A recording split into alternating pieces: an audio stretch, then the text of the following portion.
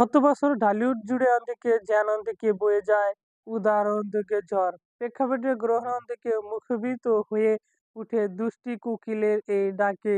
বলা বহুল থেকে সেই বছরের সবচেয়ে আলোচিত সিনেমা ছিল মেগাস্টার শাকিব খানের থেকে ছবি তুফান। এরপর বাংলায় থেকে মিমি চক্রবর্তীর সঙ্গে থেকে মেগাস্টারের জুটি বাদ দিয়ে থেকে রীতিমতো ধামাকা থেকে দেন পরিচালক রায়হান রাফি। কিন্তু তাতে থেকে দর্শকরা দিকে সমৃদ্ধ ছিলেন না।